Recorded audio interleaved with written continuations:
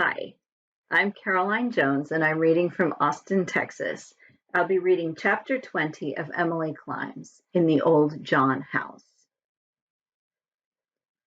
When The Woman Who Spanked the King was accepted and published by a New York magazine of some standing, quite a sensation was produced in Blairwater and Shrewsbury, especially when the incredible news was whispered from lip to lip that Emily had actually been paid $40 for it. For the first time, her clan began to take her writing mania with some degree of seriousness, and Aunt Ruth gave up, finally and forever, all slurs about wasted time. The acceptance came at the psychological moment when the sands of Emily's faith were running rather low. All the fall and winter, her stuff had been coming back to her, except from two magazines whose editors evidently thought that literature was its own reward and quite independent of degrading monetary considerations. At first, she had always felt dreadfully when a poem or story over which she had agonized came back with one of those icy little rejection slips, or a few words of faint praise. The but rejections, Emily called these, and hated them worse than the printed ones. Tears of disappointment would come. But after a time, she got hardened to it and didn't mind so much. She only gave the editorial slip the Murray look and said, "I will succeed." And never at any time had she any real doubt that she would. Down, deep down, something told her that her time would come. So, though she flinched momentarily at each rejection, as from the flick of a whip, she sat down and wrote another story. Still, her inner voice had grown rather faint under so many discouragements. The acceptance of The Woman Who Spanked the King suddenly raised it into a joyous paean of certainty again. The check meant much, but the storming of that magazine much more. She felt that she was surely winning a foothold. Mr. Carpenter chuckled over it and told her it really was absolutely good. "The best in this story belongs to Mr. Smacintyre," said Emily ruefully. "I can't call it mine." "The setting is yours, and what you've added harmonizes perfectly with your foundation, and you didn't polish hers up too much. That shows the artist. Weren't you tempted to?" "Yes.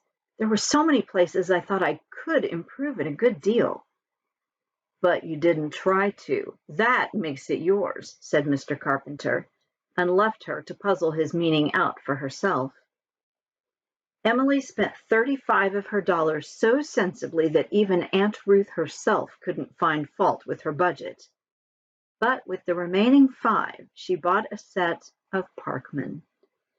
It was a much nicer set than the prize one, which the donor had really picked out of a mail-order list, and Emily felt much prouder of it than if it had been the prize. After all, it was better to earn things for yourself. Emily has those Parkmans yet, somewhat faded, frayed now, but dearer to her than all the other volumes in her library. For a few weeks she was very happy and uplifted. The Murrays were proud of her, Principal Hardy had congratulated her, a local elocutionist of some repute had read her story at a concert in Charlottetown.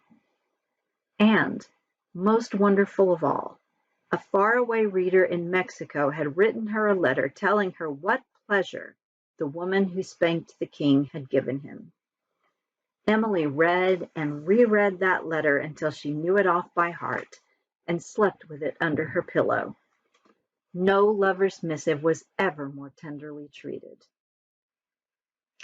Then the affair of the Old John House came up like a thundercloud and darkened all her cerulean sky.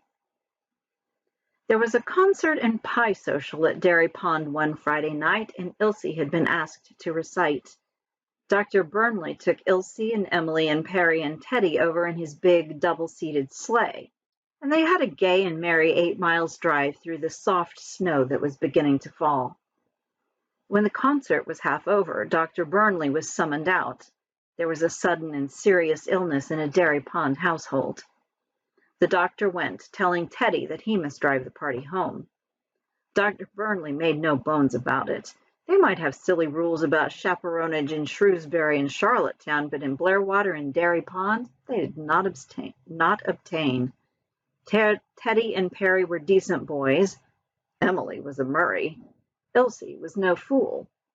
The doctor would have summed them up thus tersely if he had thought about it at all. When the concert was over, they left for home.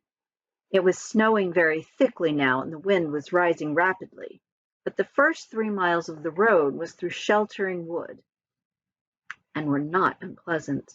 There was a wild, weird beauty in the snow-coated ranks of trees, standing in the pale light of the moon behind the storm clouds. The sleigh bells laughed at the shriek of the wind far overhead. Teddy managed the doctor's team without difficulty. Once or twice, Emily had a strong suspicion that he was using only one arm to drive them. She wondered if he had noticed that evening that she wore her hair really up for the first time, in a soft ebon Psyche knot under her crimson hat. Emily thought again that there was something quite delightful about a storm. But when they left the woods, their troubles began. The storm swooped down on them in all its fury. The winter road went through the fields and wound and twisted and doubled in and out and around corners and spruce groves, a road that would break a snake's back, as Perry said. The track was almost obliterated already with the drift, and the horses plunged to their knees. They had not gone a mile before Perry whistled in dismay. "We'll never make Blairwater tonight, Ted." "We've got to make somewhere," shouted Ted. "We can't camp here, and there's no house till we get back to the summer road past Shaw's Hill. Duck under the robes, girls. You'd better get back with Ilse, Emily, and Perry will come up here with me." The transfer was effected, Emily no longer thinking storms quite so delightful. Perry and Teddy were both thoroughly alarmed. They knew the horses could not go much further in that depth of snow. The summer road beyond Shaw's Hill would be blocked with drift, and it was bitterly cold on those high, bleak hills between the valleys of Dairy Pond and Blairwater. "If we can only get to Malcolm Shaw's, we'll be all right," muttered Perry. "We'll never get that far. Shaw's Hill is filled in by this time to the fence tops," said Teddy. "Here's the old John house. Do you suppose we could stay here?" "Cold as a barn," said Perry. "The girls would freeze. We must try to make Malcolm's." When the plunging horses reached the summer road, the boys saw at a glance that Shaw's Hill was a hopeless proposition. All traces of track were obliterated by drifts that were over the fence tops. Telephone posts were blown down across the road, and a huge fallen tree blocked the gap where the field road ran out to it. "Nothing to do but go back to the old John house," said Perry. "We can't go wandering over the fields in the teeth of this storm, looking for a way through to Malcolm's. We'd get stuck and freeze to death." Teddy turned the horses. The snow was thicker than ever. Every minute the drift deepened. The track was entirely gone, and if the old John house had been very far away, they could never have found it. Fortunately, it was near, and after one last wild flounder through the unbroken drift around it, during which the boys had to get out and scramble along on their own feet, they reached the comparative calm of the little cleared space in the young spruce woods, wherein stood the old John house. The old John house had been old when, 40 years before, John Shaw had moved into it with his young bride. It had been a lonely spot even then, far back from the road and almost surrounded by spruce woods. John Shaw had lived there 5 years. Then his wife died. He had sold the farm to his brother Malcolm and gone west. Malcolm farmed the land and kept the little barn in good repair, but the house had never been occupied since, save for a few weeks in winter when Malcolm's boys camped there while they got out their firewood. It was not even locked. Tramps and burglars were unknown in Dairy Pond. Our castaways found easy entrance through the door of the tumble-down porch and drew a breath of relief to find themselves out of the shrieking wind and driving snow. "We won't freeze anyhow," said Perry. "Ted and I'll have to see if we can get the horses in the barn, and then we'll come back and see if we can't make ourselves comfortable. I've got matches, and I've never been stumped yet." Perry met no great difficulties in making good his boast.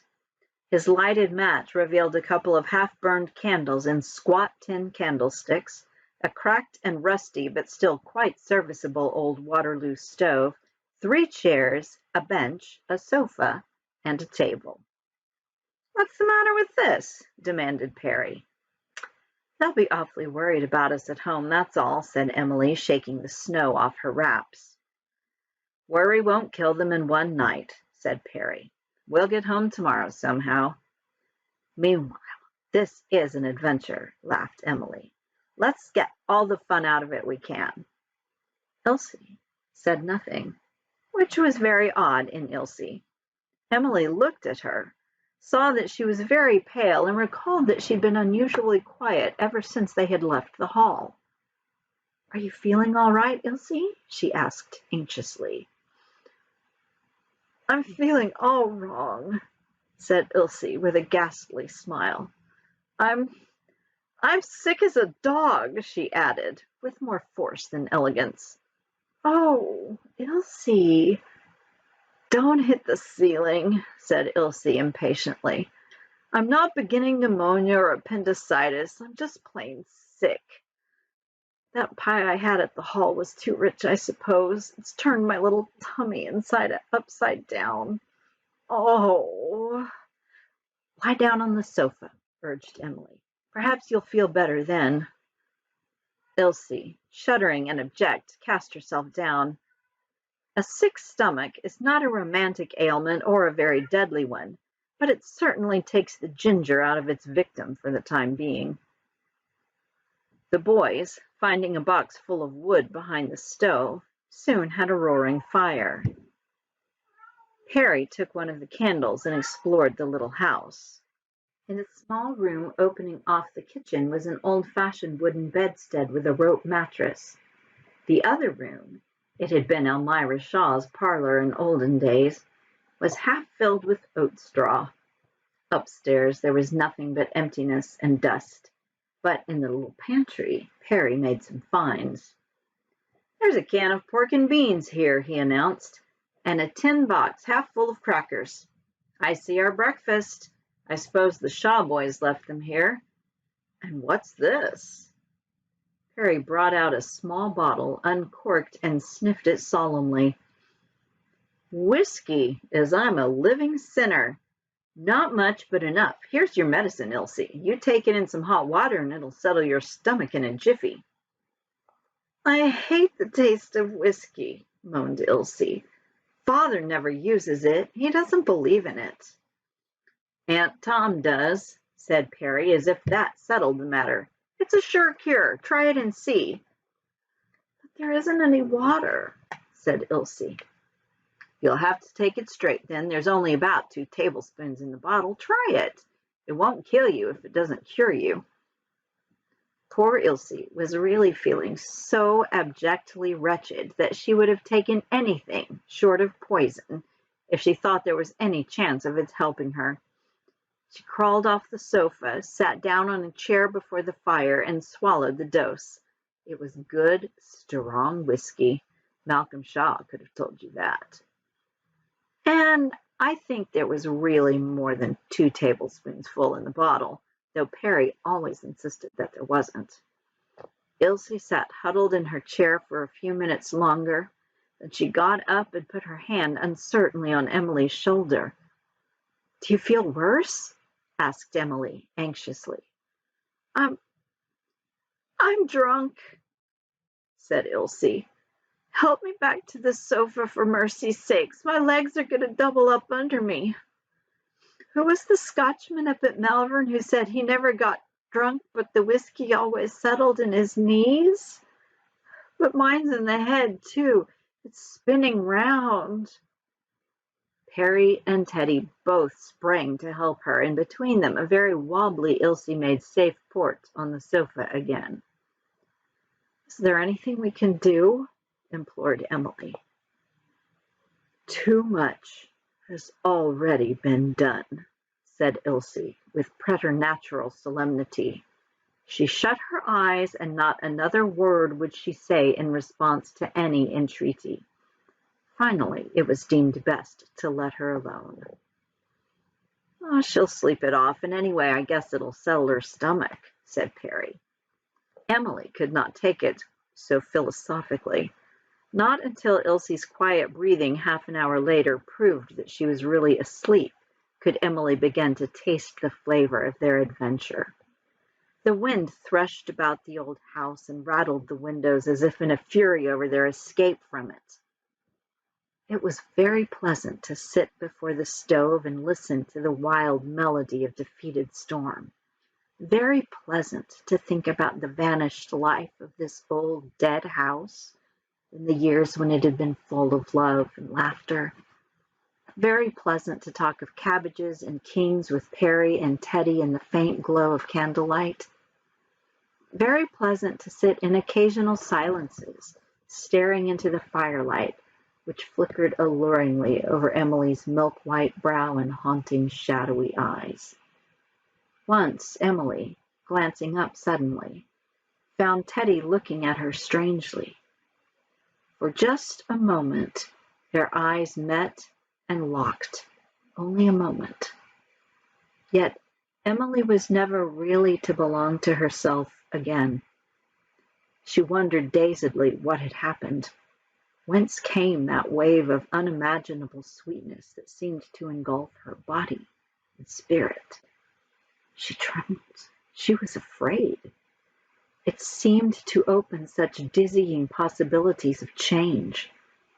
The only clear idea that emerged from her confusion of thought was that she wanted to sit with Teddy before a fire like this every night of their lives, and then a fig for the storms. She dared not look at Teddy again, but she thrilled with a delicious sense of his nearness. She was acutely conscious of his tall, boyish straightness, his glossy black hair, his luminous dark blue eyes. She had always known she liked Teddy better than any other male creature in her ken, but this was something apart from liking altogether, this sense of belonging to him that had come in that significant exchange of glances. All at once she seemed to know why she had always snubbed any of the high school boys who wanted to be her beau. The delight of the spell that had been suddenly laid on her was so intolerable that she must break it. She sprang up and went to the window. The little hissing whisper of snow against the blue-white frost crystals on the pane seemed softly to scorn her bewilderment. The 3 big haystacks, thatched with snow, dimly visible at the corner of the barn, seemed to be shaking their shoulders with laughter over her predicament. The fire in the stove, reflected out in the clearing, seemed like a mocking goblin bonfire under the firs. Beyond it, through the woods, were unfathomable spaces of white storm. For a moment, Emily wished she were out in them. There would be freedom there from this fetter of terrible delight that had so suddenly and inexplicably made her a prisoner, her who hated bonds. Am I falling in love with Teddy? She thought. I won't. Perry, quite unconscious of all that had happened in the wink of an eye to Teddy and Emily, yawned and stretched. Guess we'd better hit the hay. The candles are about done. I guess that straw will make a real good bed for us, Ted. Let's carry enough out and pile it on the bedstead in there to make a comfortable roost for the girls. With one of the fur rugs over it, it won't be so bad. We ought to have some high old dreams tonight, Ilse especially. Wonder if she's sober yet. I have a pocket full of dreams to sell, said Teddy whimsically, with a new, unaccountable gaiety of voice and manner. What do you lack? A dream of success, a dream of adventure, a dream of the sea, a dream of the woodland, any kind of a dream you want, at reasonable prices, including 1 or 2 unique little nightmares. What will you give me for a dream?" Emily turned around, stared at him for a moment, then forgot thrills and spells and everything else in a wild longing for a Jimmy book. As if his question, "What will you give me for a dream?" had been a magic formula opening some sealed chamber in her brain, she saw unrolling before her a dazzling idea for a story, complete even to the title, A Seller of Dreams. For the rest of that night, Emily thought of nothing else. The boys went off to their straw couch, and Emily, after deciding to leave Ilse, who seemed comfortable on the sofa as long as she slept, lay down on the bed in the small room, but not to sleep. She had never felt less like sleeping. She did not want to sleep. She had forgotten that she had been falling in love with Teddy. She had forgotten everything but her wonderful idea. Chapter by chapter, page by page, it unrolled itself before her in the darkness. Her characters lived and laughed and talked and did and enjoyed and suffered. She saw them on the background of the storm. Her cheeks burned, her heart beat, she tingled from head to foot with the keen rapture of creation, a joy that sprang fountain-like from the depths of being and seemed independent of all earthly things. Elsie had gotten drunk on Malcolm Shaw's forgotten Scotch whiskey, but Emily was intoxicated with immortal wine. Thank you.